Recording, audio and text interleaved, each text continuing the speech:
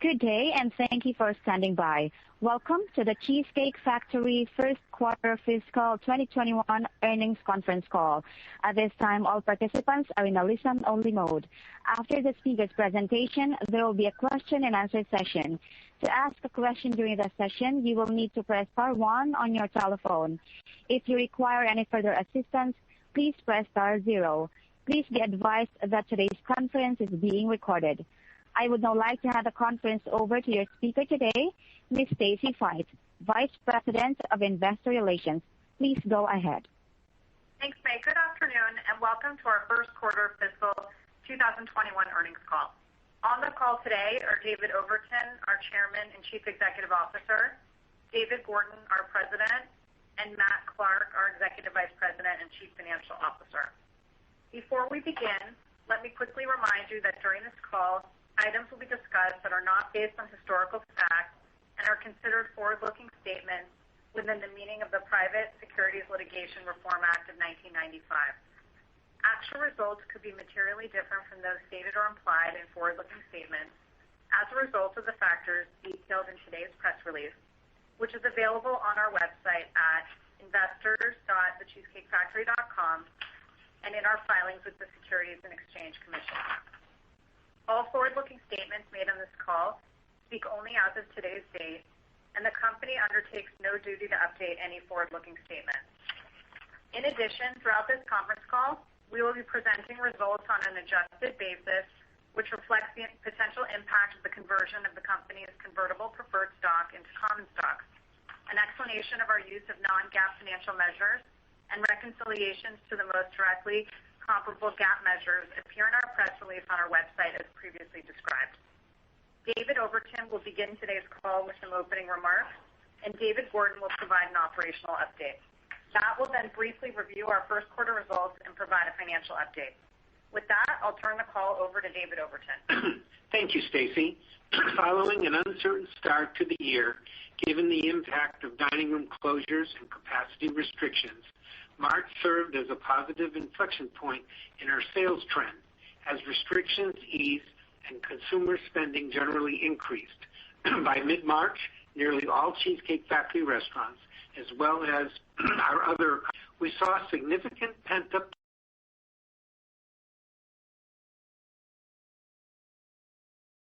annualized basis at the Cheesecake Factory restaurant based on average weekly off-premise sales during the first quarter. Our operators did a tremendous job managing the dine-in and off-premise sales levels, delivering delicious, memorable experiences for our guests and also exceeding our expectations across our key performance indicators. This drove a strong end to the first quarter and a solid start to the second. On the development front, during the first quarter, the Cheesecake Factory opened in Washington, D.C., just down the street from the White House. The local response has been incredible, opening week sales exceeding $230,000, and that was just 25% indoor dining capacity. During the first quarter, North Italia opened in Birmingham, Alabama, a new market, and a second North Italia location in Miami area opened subsequent to quarter end. The response from guests, media, and local influencers in both markets was extremely positive as the concept continues its national expansion. One of the FRC incubation concepts, Blanco, opened its first location in the South in Nashville to an hour wait. The restaurant has fantastic real estate at the new 5th and Broadway development, and the Mexican-inspired menu has proven very distinct in that market. This is the top performer among the Blanco restaurants in its first 7 weeks of operations. Turning to international, the first downtown Shanghai Cheesecake Factory location opened under a licensing agreement earlier this month.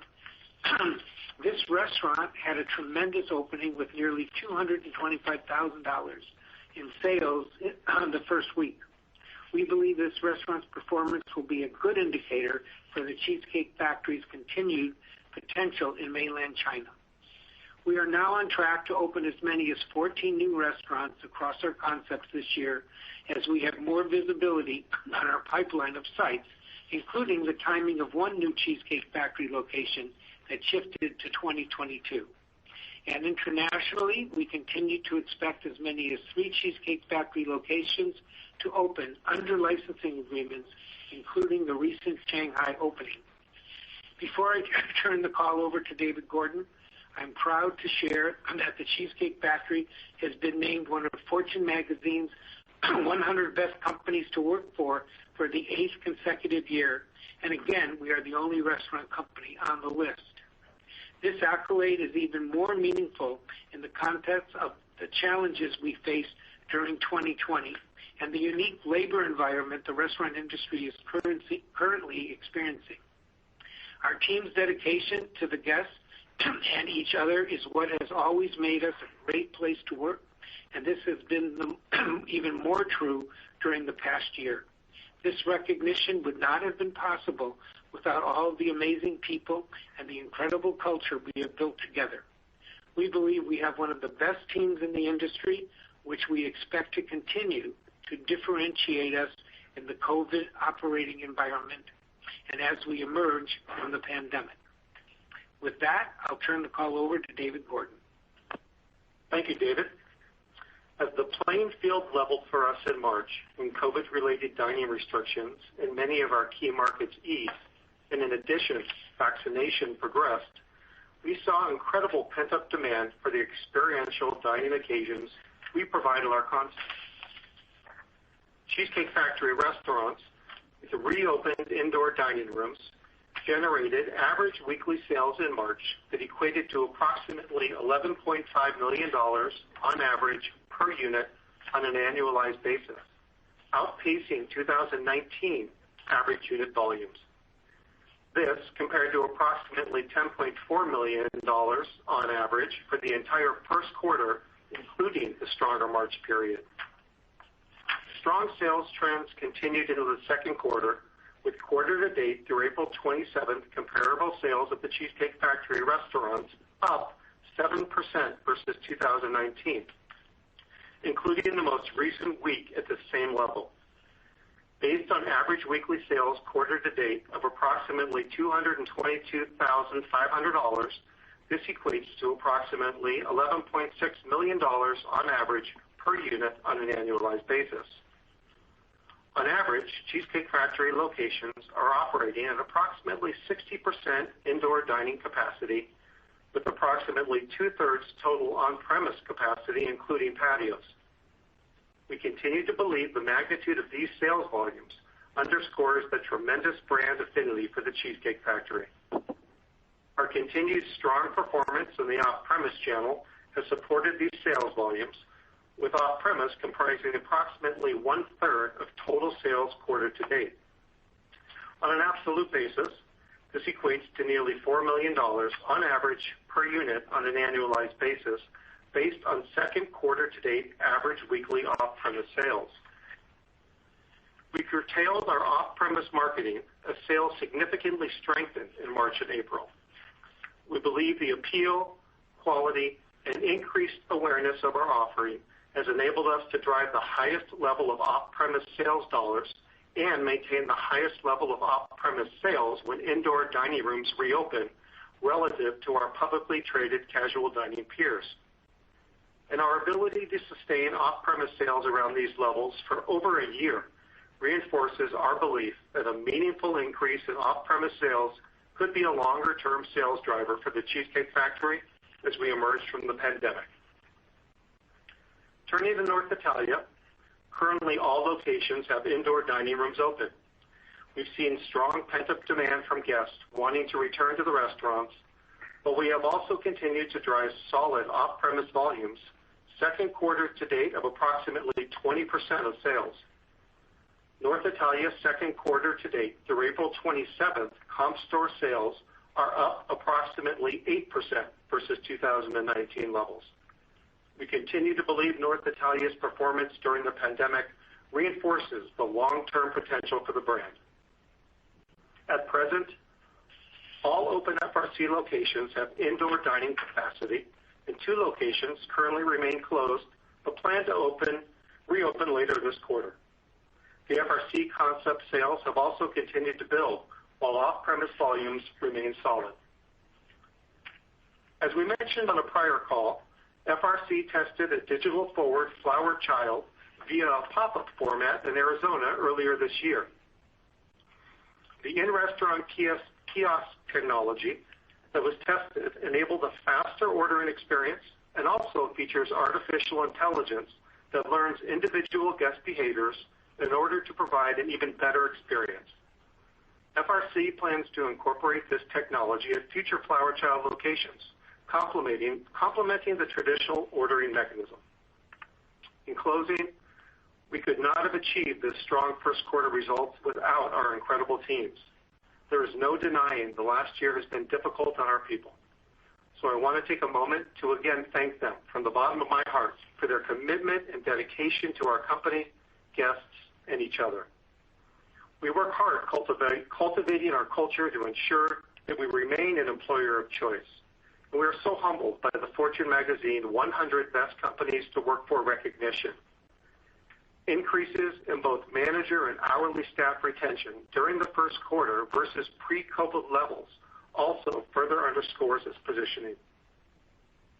While COVID-related uncertainty remains in the near future, and we don't know where consumer spending patterns will ultimately shake out, we are very encouraged by all of our concepts' performance during the first quarter, as well as second quarter to date.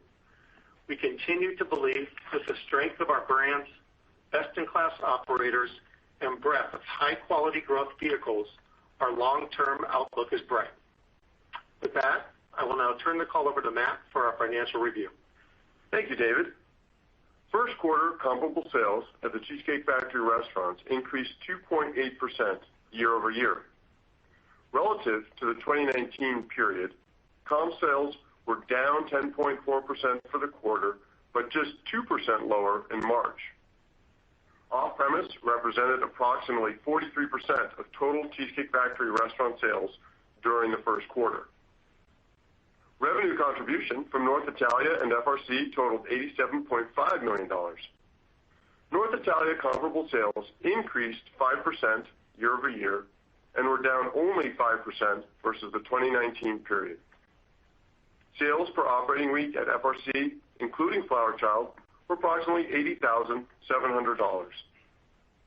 And including $16.7 million in external bakery sales, total revenues were $627.4 million during the first quarter of fiscal 2021.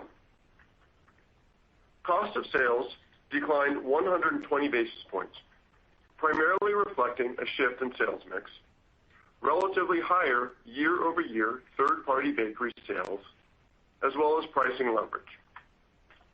Labor declined 200 basis points, primarily attributable to the lapping of the deleverage that occurred in March in the prior year period associated with the onset of COVID-19.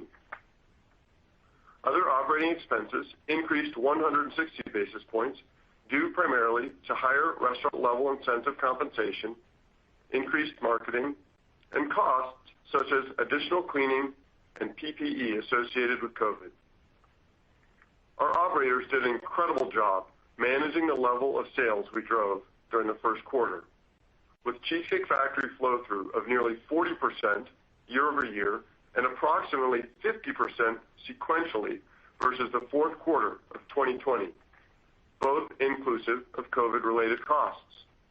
We made good progress toward our objective of recapturing 2019 restaurant-level margins at the Cheesecake Factory restaurants, despite the restrictions we faced for the first 2 months of the quarter. G&A as a percentage of sales was approximately flat year over year as a higher corporate bonus accrual was offset with cost management. Pre-opening costs were $3.9 million in the quarter compared to $3.1 million in the prior year period.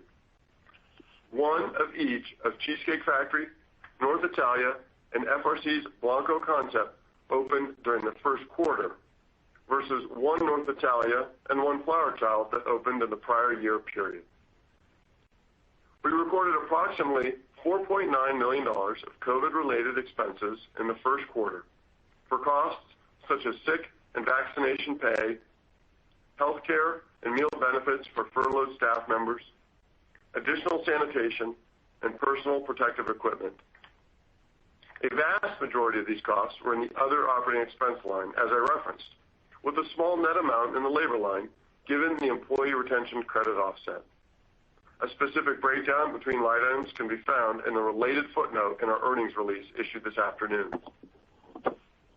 GAAP diluted net loss per common share was 3 cents. Reflecting the potential impact of the conversion of the company's convertible preferred stock into common stock, and excluding the COVID-related costs and certain other items, adjusted net income per share for the first quarter of 2021 was 20 cents. Now turning to our balance sheet and cash flow. We ended the quarter with total available liquidity of nearly $280 million, including a cash balance of approximately $181 million, up $27 million from year-end, and $97 million available on a revolving credit facility. Total debt outstanding was $280 million. The company generated approximately $22 million of cash flow from operating activities during the first quarter. And as a reminder, the first quarter is typically a lower cash flow quarter due to the seasonality of our gift card business. CapEx totaled $7 million during the first quarter for required maintenance and new unit development. At the end of the first quarter, we entered into an amendment to our revolving credit facility that provides additional flexibility via an extension of the leverage and interest and rent coverage ratio covenant relief through the end of this year, given the ongoing COVID-19 pandemic. The ability to pay the dividend on the convertible preferred stock in cash, subject to certain conditions, and an increase of our permitted rolling 12-month CapEx basket to $120 million to support our planned unit growth for this year and the start of a number of sites for 2022. In turn, and as previously announced, a $5.1 million cash dividend for the first quarter was paid to holders of the company's convertible preferred stock on March 31st. While we will not be providing, we want to continue to keep you updated on our underlying expectation of approximately 2%. We also continue to expect government-mandated minimum wage impacts to be more favorable in 2021 versus recent years. However, there is some uncertainty to overall hourly wage rate inflation, given the more competitive current industry labor environment. For modeling purposes, we expect G&A of approximately $47 million for each of the remaining quarters of the year to support our anticipated building sales trend as vaccination continues and dining restrictions ease, as well as our back half unit growth expectations.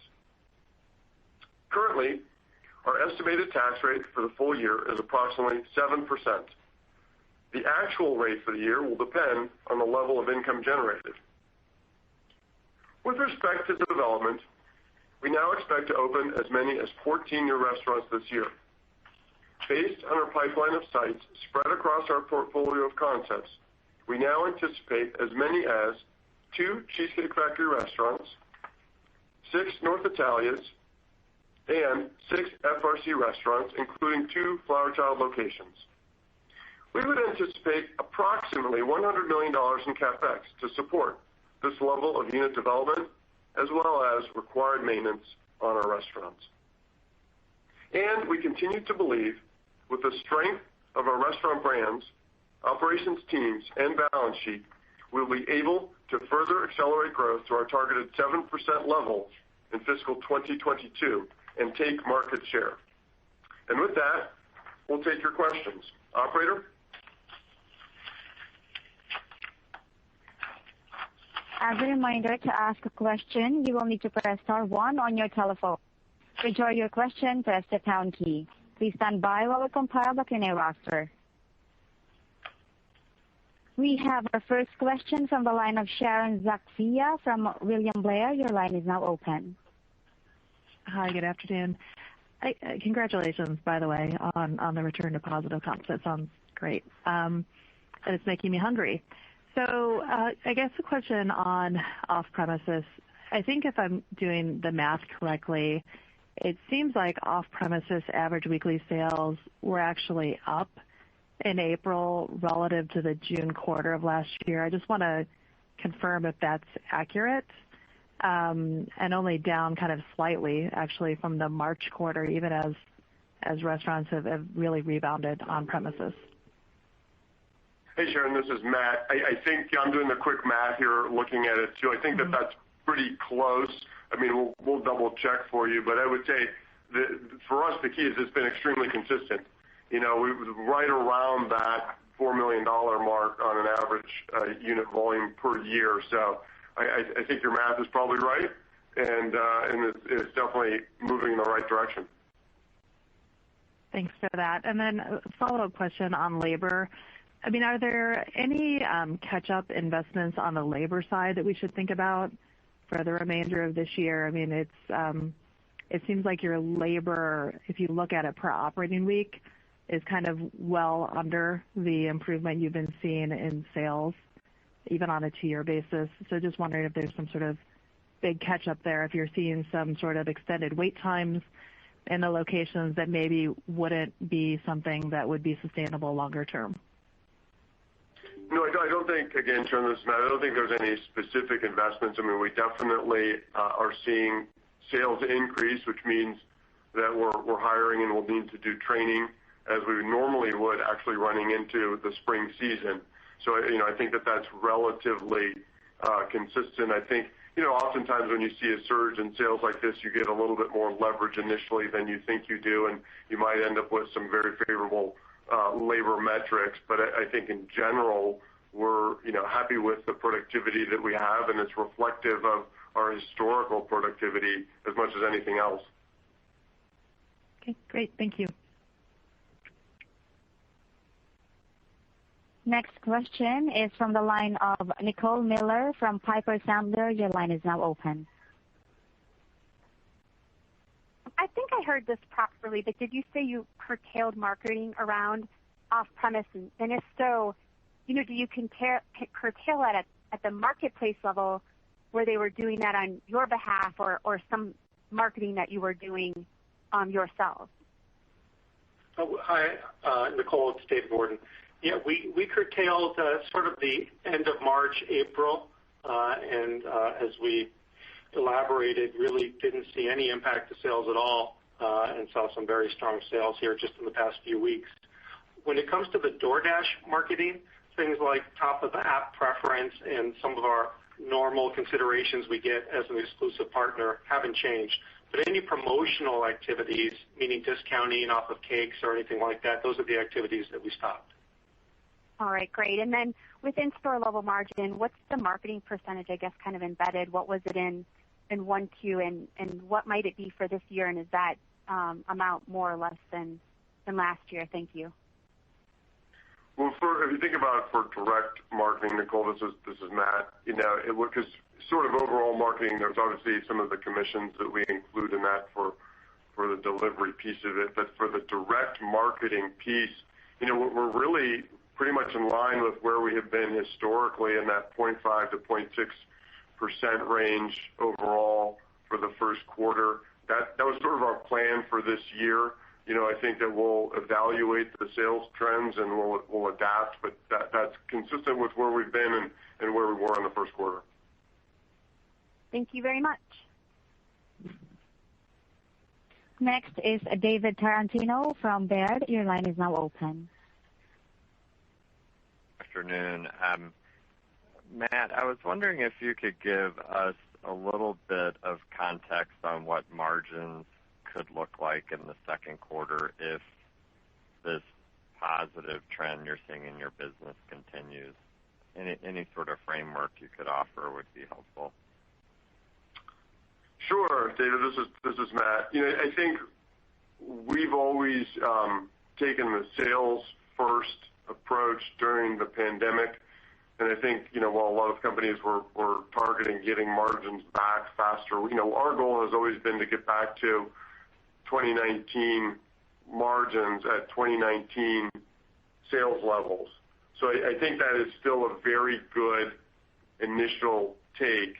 And what we've talked about historically is when you get to that level and you go above that with sales, that a flow through of about 30% is probably within the range that we've performed at historically. So I think depending on where the sales levels are, that'll give you a sensitivity as to where the restaurant level margins could be. And then I think we tried to give very specific G&A guidance, and roughly you're going to have pre-opening in the same ballpark that it was.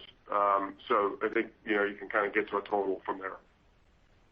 Got it. And then, David, I was wondering if you could comment on the current staffing environment that the industry is seeing and what you're doing to make sure your restaurants remain fully staffed and operational the way you want them to be.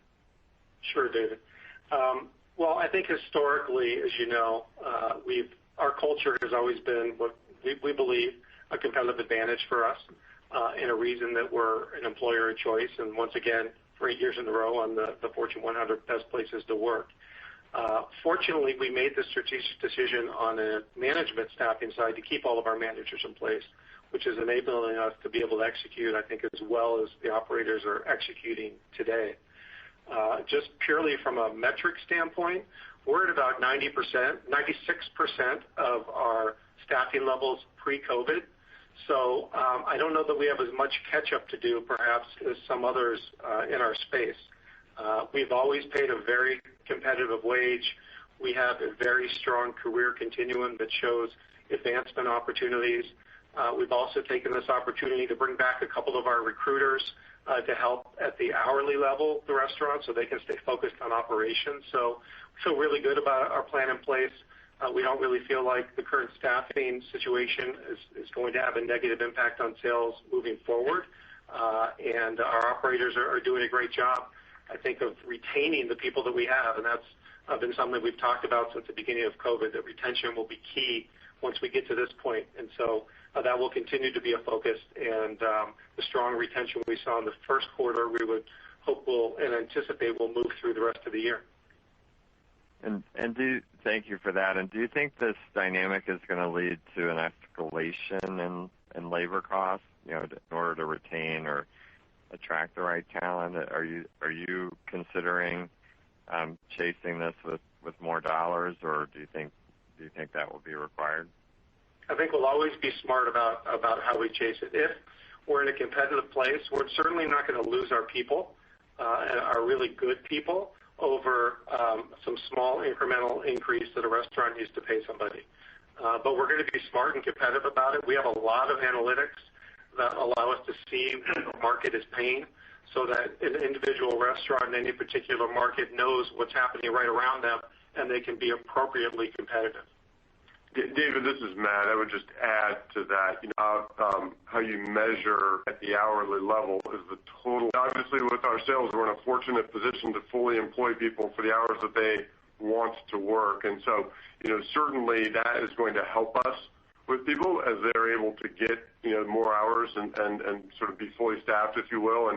And the other thing we've seen, as many have in the industry, but with, a slightly higher check average, it also helps from a server productivity and their tip amounts relative to the hours worked. And so I think that helps too. Great. Thank you very much.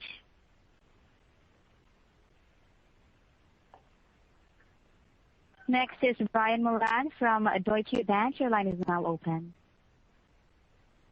Just a question about North Italia. I know you've spoken about the potential for 200 units or so over the long term, if we were to assume that the brand can go in every market where there's a Cheesecake Factory.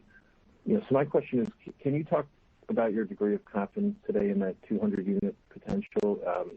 Is there some threshold number of units or even some threshold number of successful launches in certain geographies where your confidence goes up or down relative to where it is today? Just any thoughts on that would be great.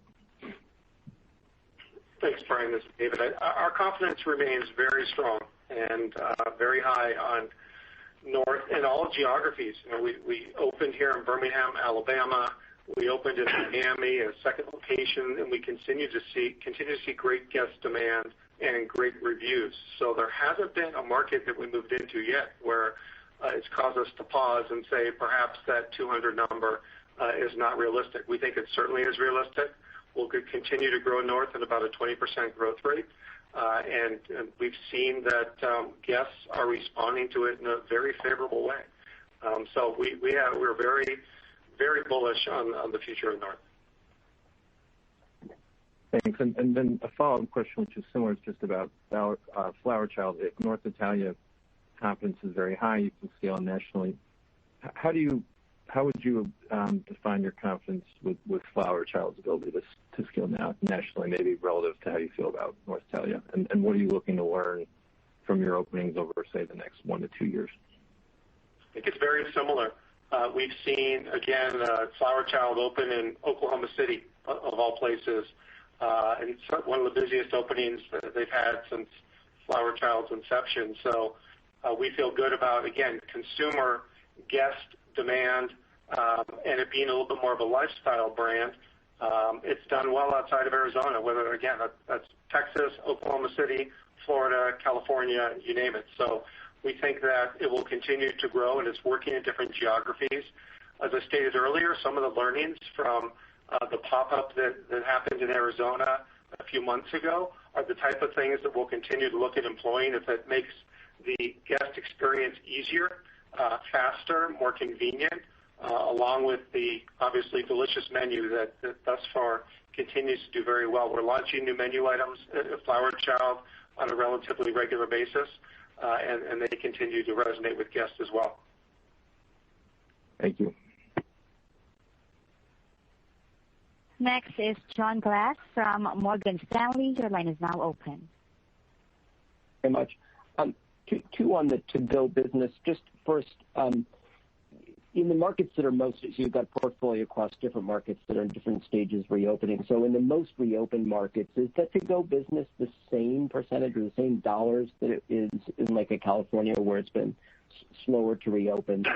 And I think I asked this before, but how do you think about the headroom to grow that very strong off-premise business at $4 million? Is that kind of where you want it to be so you make sure you've got capacity to serve those dining guests which are coming in faster, or do you still think there's headroom to grow that even from these very high levels? Well, I start, John, by saying that it is stable across all those geographies. So even in the markets that have expanded capacity, whether that's 50 or 75%, they're still seeing the high off-premise volumes. And we'd be happy if that's where it stayed. I don't know that we're looking to grow that exponentially outside of what we're doing inside of the restaurants. We know that we can handle the capacity the way it is today. And as the restaurants that are even at almost 100% capacity, maybe in Texas or in Florida, that their ability to handle the off-premise business gives us confidence. And as we said before, because of the design of the restaurants, our ability to easily execute that off-premise business, I think that's why we're keeping a good part of it. The teams are doing a good job, and the guests are having good experiences. So I would anticipate moving forward, we're hopeful that we'll keep what we have, and we'd be happy if that was the case. And then just as a follow-up on the unit development pipeline across the portfolio, I think you talked historically about a 7% growth target. Do you think you get there in 20? How soon do you get there? Do you think that's a 22 event? Do you think the real estate's available? You're ready for that, or maybe is there upside to that if given your progress so far? I think, John, listen, I think 2022. That's what we're targeting. And David Overton and the real estate team are sourcing sites right now towards that target. I think we feel good about that, and then growing from there. I don't think we ever, we don't really look for upside to that number because there is a rate of growth that's appropriate for each of the brands, and so we want to make sure that we're sourcing top sites as we always have, and sourcing the right people for those locations, and growing at the rate operations can handle. So that's it. Thank you. Next is. Yeah, I wanted to just talk a little bit about, your dine-in business, with patio. Is it at about 66%, I think you mentioned, and dine-in sales, just doing the quick math, seem to be at about a similar percentage today than they were pre-COVID. Can that sales number for dine-in go significantly higher as we sit here today, or the actions you're taking with spacing and things like that do put a little bit of a governor on it?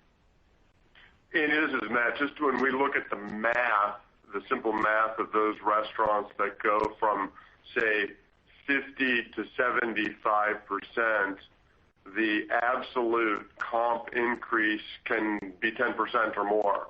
So definitely there's room, right? Because right now, roughly speaking, we have a handful that are at 25%, maybe 9 or 10 locations, but we're kind of 50-50 almost, 50% and 75%. So we know just going from 50 to 75, you're going to pick up a good amount. And then as we continue to grow from 75, from there, I would imagine there's a little bit of a diminishing return, but still some positive level. Great. Thank you for that color. Next is Jon Tower from Wells Fargo. Your line is now open. Kind of following up earlier to the marketing question, I know that I think David, you had alluded to the idea that the discounting that you've been at for the off-premise channel is gone temporarily, but is that the case, first and foremost, that it's temporary? Then second, how do you view using the marketing channel going forward? Is it more about building brand awareness and continuing to keep awareness levels high versus discounting? And then I got a couple more, if you don't mind. Sure, John. Well, I think you nailed it. Yes, it's about brand awareness. It's about making sure our social presence remains strong, our search engine optimization remains strong, and as long as we are not in a position where we're going to need to be doing that type of promotion, it'll be about brand awareness for Cheesecake Factory and for North as well, to continue that brand awareness as it continues to grow. Okay, and then just on the G&A front, thanks for the quarterly guidance here, but how should we think about that growth going forward over time as unit growth ramps? This step up to roughly $47 million a quarter in 21, is that the first step up of a few more ahead as you kind of reach that sustained level of 7% growth? Or are we kind of thinking that this is a slightly modest level of growth going forward? I think you've given guidance in the past as a percentage of sales, but it escapes me off the top of my head. Yeah, this is Matt. John, I think that's probably how I would talk to it for the future, right? I think, given kind of the uncertainty in the sales levels, we thought it was better to be a little bit more prescriptive on the dollars. But, really in the back half, we think this gets us to, depending on what the sales levels are, a run rate that is, consistent with our target. So if I extrapolate out, originally our target was about 6.5% and then improving a tenth a year from there, that would put our target for 2022 at 6.4% of sales. So I think that's an easier concept to work with, and then improving a tenth a year from there and ultimately getting to 6%.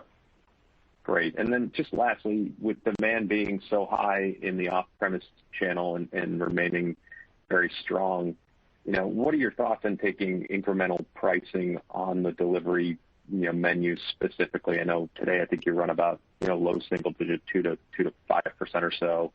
Why not make that transaction itself either margin or penny profit accretive, or even margin neutral to accretive to an in-store transaction? John, this is Matt again. I think the way we think about it is agnostic to the guest experience. I mean, I think that David has grown this company, targeting absolute guest satisfaction, and we think that if it's basically margin neutral is a fair proposition, and we'll drive the business and we'll make our money that way, and that's where we're at today. And so the more that other companies take more pricing, the better off we're going to be, actually, is the way we see it. So I think it's a little bit of a contrarian view, but it seems to be working pretty well for us. Got it. Thank you. Appreciate it. Next is John Ivankoe from JPMorgan. Your line is now open. Hi, thank you. A slight follow-up on the pricing question, and then a second one, if I may. On the pricing side, have you looked at your overall commodity basket? There's pressure in a number of different places, both in the raw commodities and I guess the cost to distribute them and process them as well. Looking at 21 versus 19, for example, if there's anything that's catching your attention, that might necessitate some of that pricing that in the previous question you said you might not need to take. Yeah, John, this is Matt. I think it's a good longer-term question, and we'll monitor the environment. It's so hard to tell. A lot of the commodities markets remain highly volatile and at heightened levels today, but the futures curves look like they're going to come back to sort of more normal levels. Fortunately for us, we've done a great job. Our supply team has been amazing in the past 12 months, keeping things at a very consistent and predictable level. So as I sit here and I look at our baskets, whether it's produce or dairy or meat or seafood or fish, they're all somewhere between +5% and -5% year over year, and that gets us to the weighted average of about a 2%. So we're in really good shape with about 75% contracted for the year. And as you know, we take pricing twice a year. We'll look at it. We'll see where the contracts start to build for next year. That's perfect. In the past, you guys have given very specific comments on relevant supply in your specific trade areas or maybe even your specific center that you're in. Could you update those? Has the number of relevant supply or competitors closed around you? In other words, are you seeing less relevant supply in the near term? And if you can comment whether you think those spaces will be filled with restaurants over the next 12 months or so, if there's activity from a lease perspective in those sites, and how many of those sites maybe you can fill with your own brands. John, this is Matt again. It's a good question. To be honest, we did do sort of a quantitative study in the fall. We followed back up more anecdotally with our boots on the ground, and indeed you did see a little bit of a mini wave of closures, and Jane was not a big number. And there are a lot of locations that we might look at, and we're getting calls about those today. So if anything, there was a little bit more relief on the supply side near us, but we don't have that quantified. Thank you.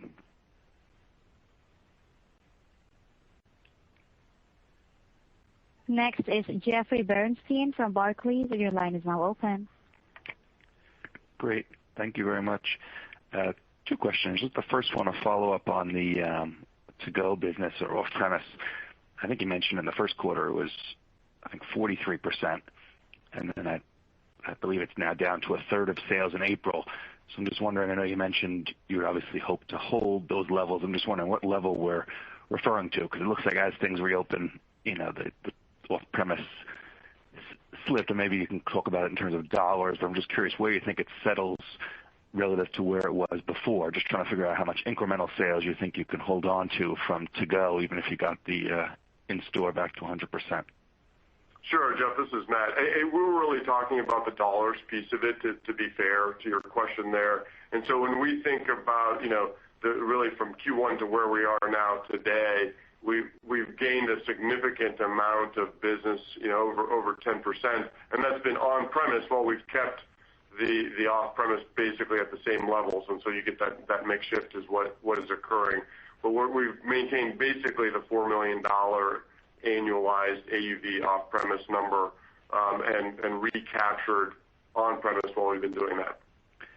Got it. What was the number pre-COVID relative to that $4 million? I believe it was sub $2 million, or? It was 1.7-ish, 1.8-ish, depending, it was sort of in that range and growing, but about that. Got it. So if you were to maintain that extra, like north of $2 million, obviously that would be huge on your AUV base. But can you just talk about maybe the margin opportunity on that? I would think that off-premise is a slightly lower margin because you have less apps and desserts and drinks and stuff and some fees for delivery, but obviously you would lever your fixed costs. So I'm just wondering where the margins could go if you were to hold on to that extra $2 million or so of incremental to-go sales. Thank you. It's relatively neutral margin for us, right? So We've got a great relationship on the delivery front, and that continues to be a very consistent 40%, online ordering 30%, and pickup 30%. And we do take a little bit of extra pricing, as was referenced, low single digits for delivery. So when you put all of those pieces together, the off-premise business basically ends up around the same margin as on-premise.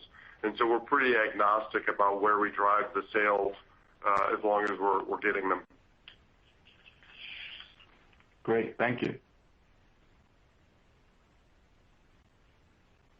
Next is Brian Bittner from Oppenheimer & Company. Your line is now open. Thank you. With your cheesecake units trending, 7% above 19 levels, it is showcasing just incredible demand out there. And just curious how you want us thinking about what, if any, stimulus impact may be in there, or maybe perhaps there's evidence that you are seeing, like off-premise or et cetera, that suggests this strong trend that you're seeing versus 19 is actually sustainable. So just your thoughts there.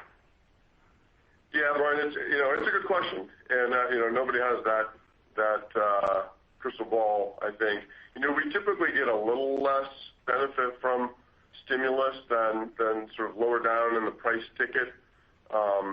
It does feel, when we look at the trends, the last 4 weeks have been remarkably consistent, which is a hallmark of the Cheesecake Factory, and a really good leading indicator for me. I'm into the statistics. We look at the day part, the day of the week, the geography. When I start to see aggregated numbers behave, in a very normalized fashion week over week, I think that's a very positive signal. I don't know that, if that's permanently sustainable, but it certainly feels like the momentum is there outside of the stimulus money.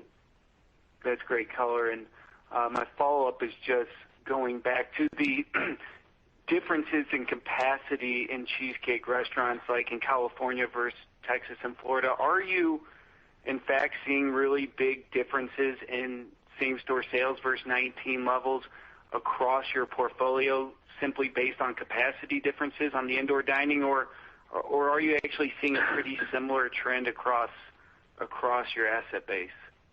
No, certainly when there's capacity differences, the difference between 50 and 75%, that comp difference is high single digits, right? So there is a big difference, right? And there's no question. When we open up a little bit more, particularly on those busy 4 shifts, Friday night through Sunday brunch, you're absolutely able to capture more business. So what is kind of the average comp, if you can tell us, for the store base that's in that top quartile on capacity? It's been, to be honest, I think it's been moving so often that we haven't looked at it over a sustained period, because you'd have to take a sort of a vintage, if you will. But again, I would just say that the difference between, we're roughly 50-50 right now, between 50% and 75% class extended, and the difference is high single digits. So you can kind of extrapolate, from there. Yep. Thank you so much. Next is Dennis Geiger from UBS. Your line is now open. And I wanted to ask another one on the dine-in business. I think, Matt, you just spoke to day parts, days of the week, consistency very recently, and maybe I missed it, but I'm curious if kind of the last couple of months, if you've seen different behaviors around day parts, days of the week than you saw maybe 6 months ago, or than you've seen historically, and if that's the case, how you think about that going forward, and maybe what that can do in term if you're getting folks to come in at different days of the week than they. We reopen, you just see that the weekends, the numbers get stronger, because that's where the on-premise demand has always been, and with reduced capacity, it does limit it. One of the things that I would point out that I think is good, positive for us, is that the biggest growth we've had in day parts, if I look at the most recent trends, is the mid-afternoon.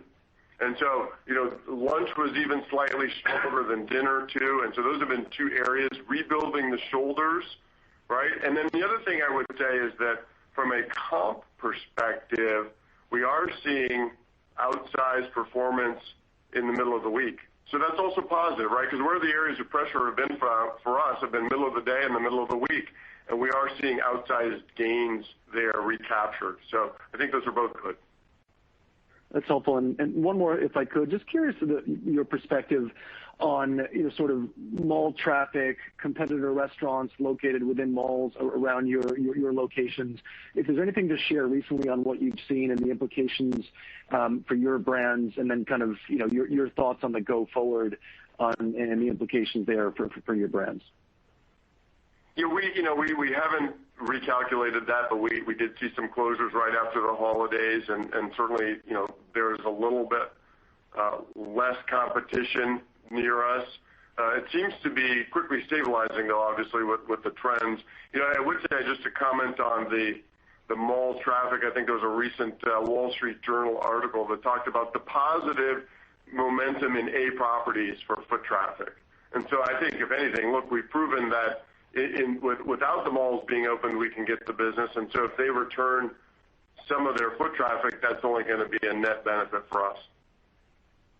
Thank you. We have our next question from the line of James Rutherford from Stephens Inc. Your line is now open. Hey, thanks for taking the question.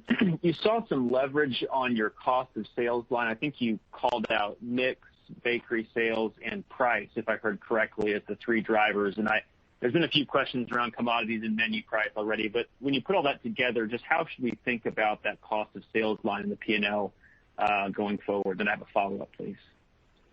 Yeah, it's probably slightly more beneficial than it will be over time, because you do see some mix normalization.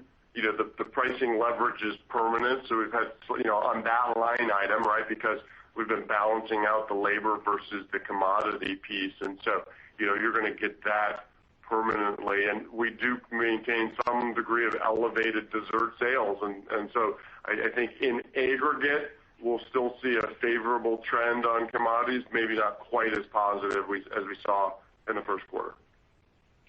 Okay, thanks for that. And then to follow up on Brian's question from a moment ago about near-term or recent trends, I noticed that you called out in the prepared remarks that the most recent week is also running, I think, 7% above 2019 levels, implying perhaps that the results you're seeing are not so much one-time stimulus. But at the same time, kind of week upon week, you are seeing more states open up capacity, which is propelling the overall comps. I'm just curious if you could share, even qualitatively, looking at a specific geography or geographies, are you seeing the sales volumes hold up week to week or even build after opening? Or is the kind of, the stability in your comp through April more a factor of, more states are opening up? Just hope that makes sense. That's kind of a question about the durability of the recovery here. Yeah. Sure. From a capacity standpoint, it hasn't changed too much in April, right? So most of the California reopening occurred in March, and that's obviously the point of inflection for us, but the demand piece of it there. So, mostly what we've seen is a very stable trend after reopening. And, we typically build slowly during this quarter with seasonality. And I think just from a consumer perspective, it looks and feels like people are going to want to get out and celebrate graduations and do some things like that. So I wouldn't be surprised if from here we followed a relatively normal seasonal pattern. But again, these trends are still developing, and April has been very consistent for us, and that at least helps us manage and plan the business. That's great to hear. Thanks and congrats. Once again, if you wish to ask a question, please press star 1 on your telephone and wait for your name to be announced. Next is Lauren Silberman from Credit Suisse. Your line is now open. Thanks. Matt, I believe you might have mentioned you're seeing higher average checks. Can you expand on what customer behavior changes you're observing as restaurants have reopened, whether it's mix shifts, more premium items, alcohol consumption, higher incidences, appetizers, desserts? Sure. It really is not necessarily the reopening per se. I mean, it's been going on since there's been the ability to dine in at all, or even if that's been on the patio. And, the guests are looking for experiences. And I think we're just obviously, we are the experiential dining leader. particularly in the Cheesecake Factory, North Italia, all of our concepts. And people are just looking to have maybe a little bit more. Dessert sales have generally trended a little bit up. The amount of incident rate on food items is slightly higher. So it's just kind of a little bit across the board that people are looking to have this whole Cheesecake Factory experience. Great. And then just another on off-premise. Do you have a sense of the overlap between the on-premise and off-premise guests and how customers are using those occasions differently? And are you seeing any difference in day parts, peak periods, or parts of the menu for on-premise and off-premise transactions? Laura, this is David. They're very similar. So I think that we've stated a little bit throughout the pandemic that the increase in some of the lunch business that we've seen in our off-premise promotions was very, very strong. So we saw a lift from that. But as far as ordering patterns, that high incident rate of desserts that Matt mentioned, we certainly see that when it comes to the off-premise guest, whether that's delivery, online ordering, or calling in and picking it up. And that average check is very similar. The average check is calculated a little bit differently, but it's maintained around $45, $48 on the off-premise throughout COVID, and those elevated experiences around desserts have continued to stay strong now for 15 months. Great. Thanks so much.